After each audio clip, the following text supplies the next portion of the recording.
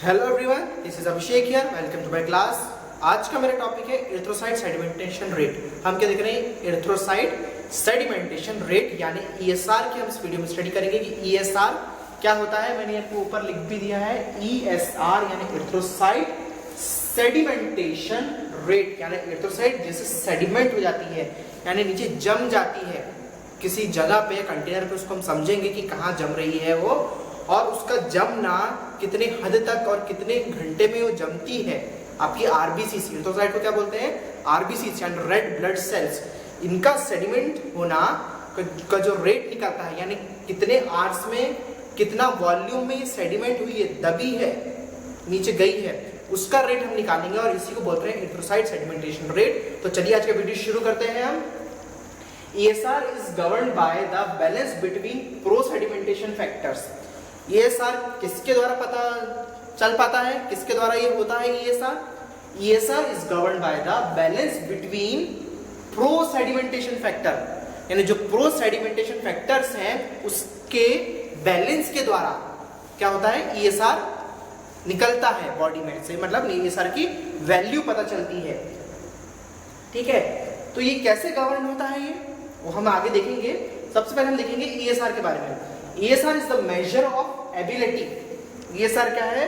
Measurement है, एक volume निकालने का एक तरीका है। ऑफ एबिलिटी यानी किसी की एबिलिटी यानी किसी की क्षमता। किसकी क्षमता पता लगा रहे हैं हम ESR के द्वारा? Ability of erythrocytes. किसकी एबिलिटी? एरिथ्रोसाइट की क्षमता पता लगा रहे हैं to fall through the blood plasma. Blood plasma से यानी पूरा ब्लड है, मैंने बताया आपको ब्लड एक बड़ी फैमिली जैसे ब्लड है। पानी में अगर आपने 4 कंकड़ घोल दिए तो एक सेल ये हो गई, एक सेल क्या हो गई और एक सेल ये हो गई। तो प्लाज्मा में सब घुला हुआ है चीजें, ब्लड सेल। प्लाज्मा से रेड ब्लड सेल का फॉल होना, नीचे गिरने के रेट को ही हम इसमें देखेंगे। ESR is the measure of ability. ESR क्या है? मेजरमेंट है, एक मात्रा है किस चीज की? किसी की क्षमता पता लगाने की। किसकी क्षमता? आरबीसी की क्षमता to fall through the blood plasma, जो कि ब्लड प्लाज्मा से नीचे गिर जाता है उसका level, and accumulate together at the base of container in 1 hour. और संचय होता है इकट्ठा साथ में, मतलब कम होता है या बढ़ता है together at the base of container in 1 hour, यानी 1 घंटे के अंदर ये सब साथ में एक्यूमुलेट होकर नीचे गिरते हैं ब्लड प्लाज्मा लेवल से। तो वही क्या होता है? ESR होता है। ठीक है, अब देखेंगे हम इसकी स्टेज होती है ESR की बेटा। कुछ चीजें आपको बुक्स में नहीं मिलेगी, आपको बहुत ढूंढना पड़ता है। तो सारा इतना पूरा ढूंढ के पुलिंदा 10 बुक इधर 10 बुक उधर, उनसे ढूंढने के बाद फिर इंटरनेट से अलग ढूंढो, फिर वीडियो बनाओ, तो बहुत मुश्किल जाती है। इसलिए जब ये मिल रहा है पका पकाया तो ले लो। तो क्या देख रहे हैं हम? ESR में स्टेजेस होती है। मैं आपको बताना चाह रहा हूँ कि इसमें क्या होती है? स्टेजेस होती है। भाई अब ESR में स्टेजेस कहाँ से आ गई सर? हमने तो कभी नहीं पढ़ा, अब पढ़ लो। स्टेजेस क्या होती है? जो पहला जो पॉइंट था ना, ESR is governed by the balance between pro sedimentation factors. अब इस लाइन को मैं इधर आपको क्लियर करूंगा। तो ESR में स्टेजेस होती हैं। पहली स्टेज होती है रोलेक्स फॉर्मेशन, दूसरी स्टेज होती है सेटलिंग या एग्रीगेशन स्टेज, और तीसरी होती है सेडिमेंटेशन या पैकिंग स्टेज। ऐसी 3 स्टेज होती है।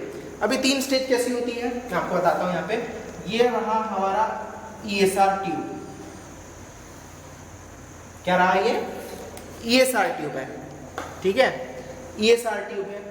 इसमें डाला हमने ब्लड मानो हमने इसमें पोर किया। ठीक है, ये ब्लड है इसमें। अब इसका जो स्टेज है, ये जो स्टेज है इसकी 3 लेवल, इन 3 लेवल को हम इसमें देखेंगे। ठीक है, पूरा देखते हैं क्या? हम तो एक ही लेवल देखते हैं, पर इसकी एक स्टेज रहती है। अब ये स्टेज कैसे फॉर्मेशन होती है?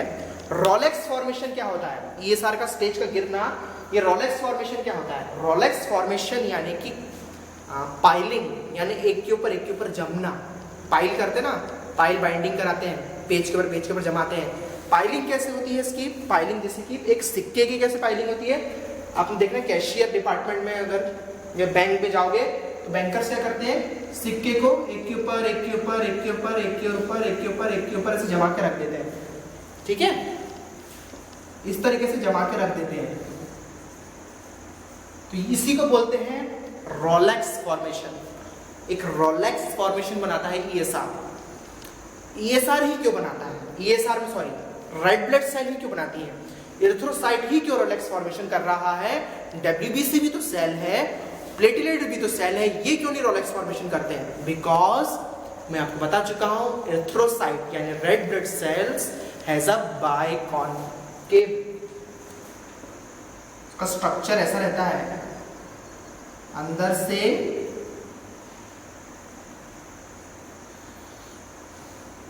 मुड़ा हुआ, ठीक है, और इस स्ट्रक्चर के कारण ही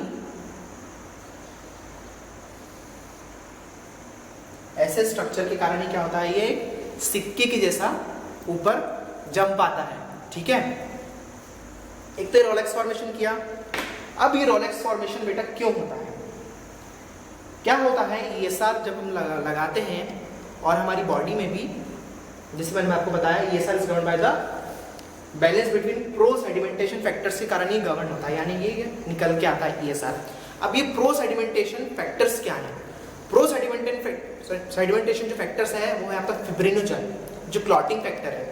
क्या होता है, जब कोई भी इंफेक्शन होता है आपकी बॉडी में किसी भी तरीके का, तो ईएसआर का लेवल बढ़ने लग जाता है, आपकी जो आरबीसीज हैं वो पाइलअप होने लग जाती है, इकट्ठा जमने लग जाती है ना, स्टिक हो जाती है, स्टैक हो जाती है एक दूसरे के साथ, और एक रोलेक्स फॉर्मेशन करती है आरबीसी, ठीक है। और ये ऐसा फॉर्मेशन करती है आरबीसी कब, जब इसको ईएसआर लगाया जाए। आपके ब्लड के अंदर ऐसा नहीं होता है, ईएसआर लगाने के समय ये ऐसा एक रोलेक्स फॉर्मेशन करती है। अब भाई ब्लड में क्यों नहीं करता है ये? ब्लड में इन्फेक्शन हो रहा है, किसी प्रकार का इन्फ्लेमेशन हो रहा है ना, फिब्रिनोजन की मदद से क्या हो रहा है, ये फिब्रिनोजन क्या कर रहे हैं, रोलेक्स फॉर्मेशन करवा रहे हैं, आरबीसीज को एक जगह एग्रीगेशन कर रहे हैं, इकट्ठा कर रहे हैं। एग्रीगेट यानी इकट्ठा करना, एक जगह समूह बनाना, सेग्रीगेट यानी अलग अलग करना, टुकड़ों में विभाजित करना, ठीक है, समझ में आया? एग्रीगेशन और सेग्रीगेशन। तो ये क्या होता है, एग्रीगेट होती है, आपस में आके ये मिलती है, और किसके द्वारा होता है, ये फिब्रिनोजन प्रो सेडिमेंटेशन फैक्टर के द्वारा होता है। और क्योंकि आपकी ईएसआर क्या रहती है, सॉरी ईएसआर आपका एरिथ्रोसाइट क्या रहती है, नेगेटिवली चार्ज रहती है, तो क्या करते हैं, इसके ये अट्रैक्ट होती है। अब अट्रैक्ट किसके कारण होती है, एक जीटा पोटेंशियल करके एक फैक्टर होता है, क्या होता है, जीटा पोटेंशियल।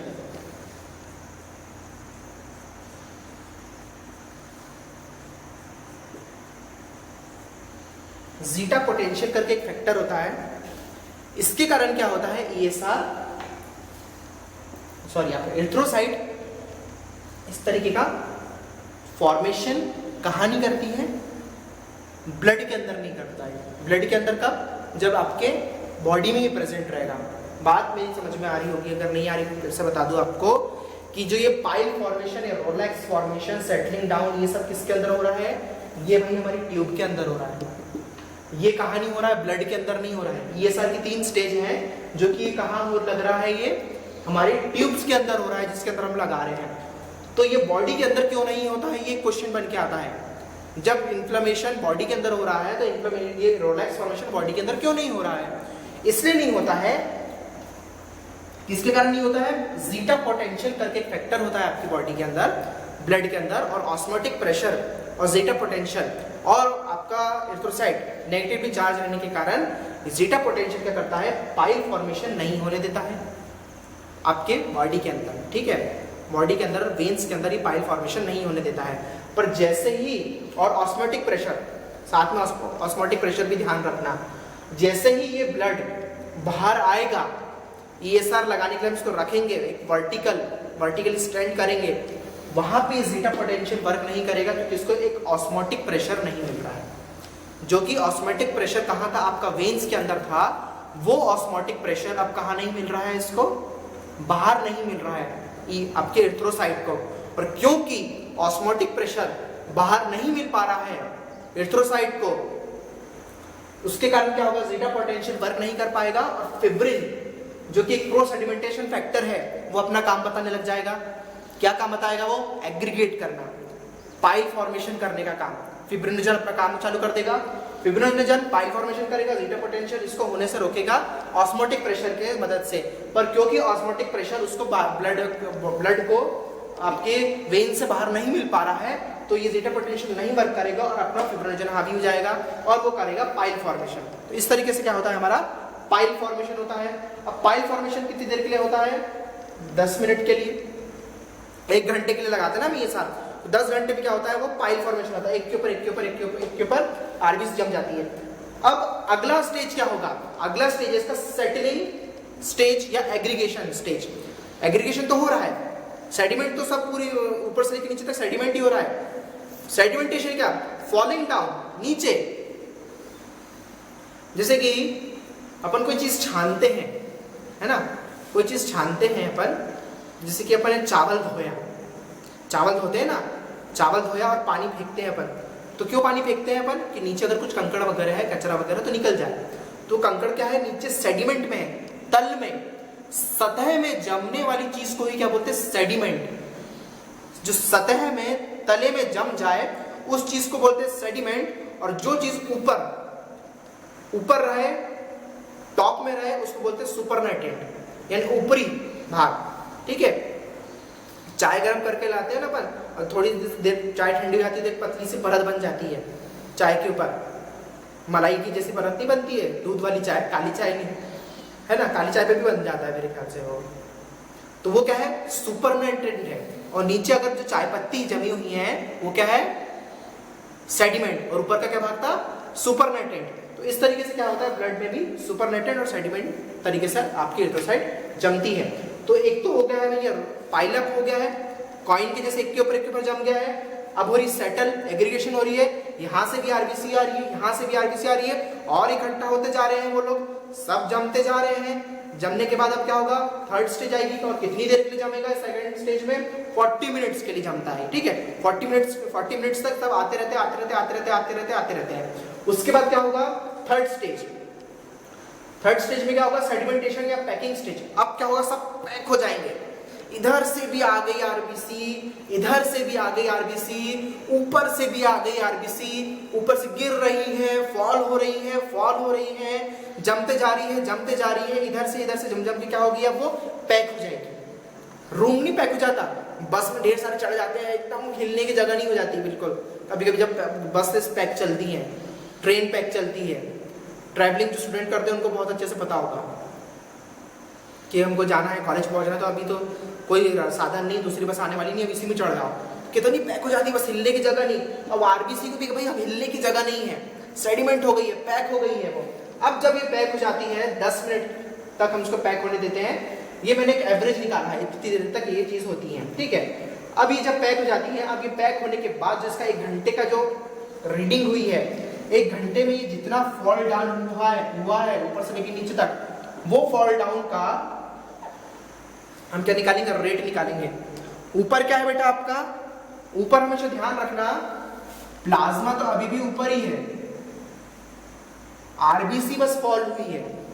ठीक है, पीला पीला जो प्लाज्मा है वो दिखेगा अपन को, ऐसा नहीं कि प्लाज्मा दिख रहा है तो नहीं, काउंटिंग तो सर गिरी नहीं है, दिख तो रहा है प्लाज्मा यहाँ तक है, प्लाज्मा अपन को काउंट करना ही नहीं है। अपन को काउंट कहाँ से करना है, ये सब काउंटिंग क्या करेंगे अपन, जितनी गिरी है, यानी ऊपर से लेकर नीचे तक कितनी गिरी है, तो यहाँ पे अगर 20 के लेवल पे गिरी है तो कितनी ये सारा इसकी 20 आई है ना, ऊपर से लेकर नीचे तक हमको रीडिंग लेना है। जहां तक ये गिरती जाएगी वहां तक हम इसकी क्या देंगे, रीडिंग देंगे। अब ये सर लगाते किससे हैं, ये सवाल उठता है। ये सर लगाते हैं हम, ये सर की ट्यूब्स आती हैं, एक होती है वेस्टर्न ग्रीन ट्यूब और एक होती है विंट्रोब्स ट्यूब। ठीक है, क्या होती है, एक वेस्टर्न ग्रीन ट्यूब और एक होती है विंट्रोब्स ट्यूब। तो सबसे पहले देखेंगे वेस्टर्न ग्रीन के बारे में। अब वेस्टर्न ग्रीन ट्यूब कैसी होती है, वेस्टर्न ग्रीन ट्यूब होती है बेटा, इसका पहले हम मेजरमेंट देखेंगे, 30 सेंटीमीटर इसकी लेंथ होती है, 30 सेंटीमीटर इसकी लेंथ, और बोर यानी कि इसके अंदर का डायमीटर, इसका डायमीटर इसके अंदर का, मैं ये कौन सा, ये पूरा डायमीटर नहीं बोल रहा हूं, अंदर का, ये जो स्पेस है, अंदर का स्पेस का जो डायमीटर है, वो डायमीटर क्या है इसका 2.5 mm का होता है और जो लेंथ होती है इसकी 30 सेंटीमीटर की होती है। ठीक है, 0 से 200 तक की इसकी क्या होती है, मार्किंग होती है वेस्टर्न ग्रीन की। याद रखना 0 से 200 तक की इसकी मार्किंग होती है। और इसका जो नॉर्मल वैल्यू क्या होती है वेस्टर्न ग्रीन की, मेल्स में होती है 0 से 15 पर आवर। 1 घंटे के हिसाब से हम लगाते ना, 1 घंटे में 0 to 15 नॉर्मल रेंज है अगर मेल में आई, और फीमेल में अगर वैल्यू आई तो 0 to 20 पर आवर 1 घंटे के अंदर। ठीक है, स्पेसिमेन कौन सा होता है, होल ब्लड। और होल ब्लड यानी कि सेपरेटेड ब्लड नहीं है, ये पूरा हमने वीनस ब्लड लिया है, कहीं से प्रिक करके नहीं लेते ना है, आपको वीनस ब्लड कलेक्ट करना है।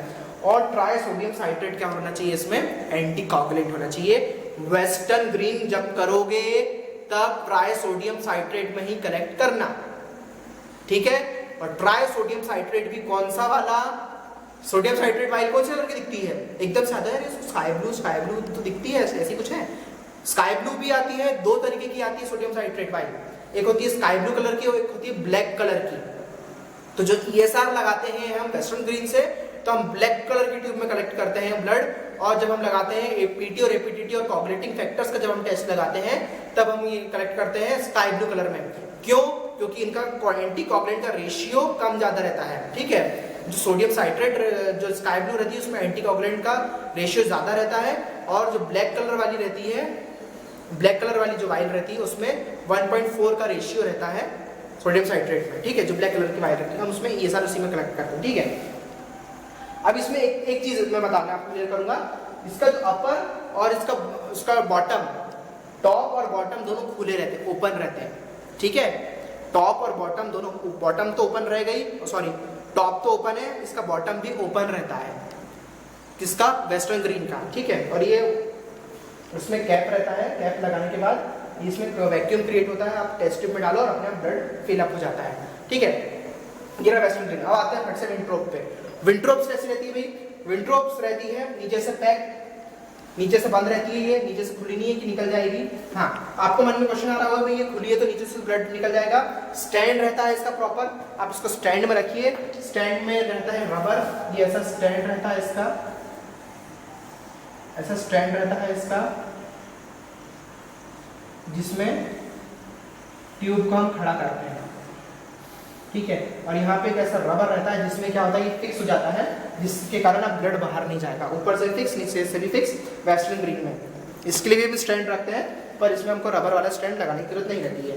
इसका लेंथ है 110 mm की इसकी लेंथ रहती है, और इसका अंदर का जो बोर रहता है डायमीटर 2.5 mm का इसका भी रहता है। इसकी नॉर्मल वैल्यू क्या है, मेल में है 0 to 9 पर आवर और फीमेल में है 0 to 20 पर आवर। इसकी विंट्रोप्स की स्पेसिमेन क्या है, EDT है, होल ब्लड। अब हम इसमें EDT लेते हैं, किसमें, वेस्टर्न ग्रीन में हम लेते हैं सोडियम साइट्रेट, और विंट्रोप्स में लेते हैं आप EDT यानी ethylene diamine tetra acetic acid वाला हम इसमें ब्लड लेते हैं। सारी चीजें क्लियर हो गई। इरिथ्रोसाइट सेडिमेंटेशन रेट क्यों लगाते हैं हम, क्या कारण होता है, इन्फ्लेमेशन। इन्फ्लेमेशन कैसे, कोई भी बीमारी नहीं, डॉक्टर क्यों लगाता है, जैसे आपको कोई भी बीमारी की शंका रही डॉक्टर की, यार ये बंदे को ये बीमारी हो सकती है।